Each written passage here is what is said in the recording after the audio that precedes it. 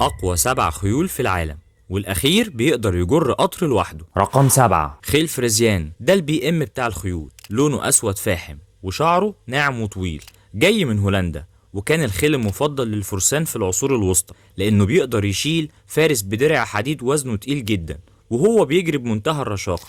حركته في المشي دراماتيكية جدا، بيرفع رجله لفوق كأنه بيرقص، وعلشان كده هو بطل أفلام هوليود التاريخية الأول. رقم 6. خيل كوارتز الأمريكي، ده بطل المسافات القصيرة والعمل الشاق في المزارع. عضلات فخاده قوية لدرجة تخوف، بيقدر يوصل لسرعة قصوى في ثواني كأنه موتوسيكل ريس طالع من الثبات. بيسموه خيل الكاوبوي، وده لأنه الوحيد اللي عنده حاسة البقر، بيقدر يتوقع حركة البقر الهربانة. سبحان الله. رقم 5. خيل سوفلك بانش، ده بقى البلدوزر الإنجليزي، خيل ملوش في الدلع، جسمه ضخم جدا ورجليه قصيرة وقوية، بيخليه يجر أوزان مرعبة في الغابات والأراضي الطينية من غير حتى ما يتزحلق. السلالة دي نادرة جدا حاليا، وكانوا بيستخدموها في الحرب العالمية الأولى لجر المدافع التقيلة اللي العربيات وقتها معرفتش تحركها. سبحان الله. رقم 4. خيل كيلد ستيل، بيتميز بوجود ريش أبيض كثيف وناعم حوالين حوافره، وده بيحمي رجله من البرد والجروح وهو بيشتغل في الجليد. طوله ممكن يوصل ل1.8 متر، يعني أطول من بني آدم، وقوته في الجر تخليه يسحب أطنانه وهو بيتمخطر. رقم 3. الخيل العربي الأصيل، ده البرنس بتاعهم وأقدم سلسلة في التاريخ.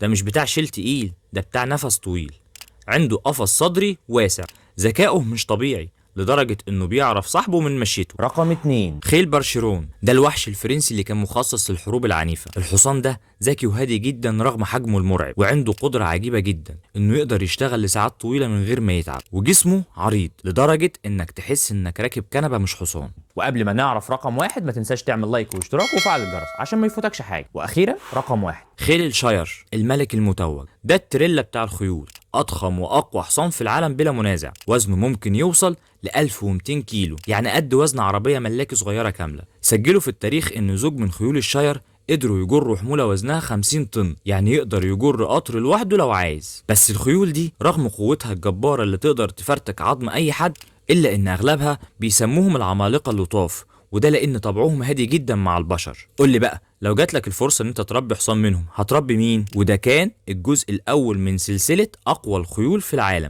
اشوفكم الحلقة اللي جاية، وفي النهاية صلوا على الحبيب.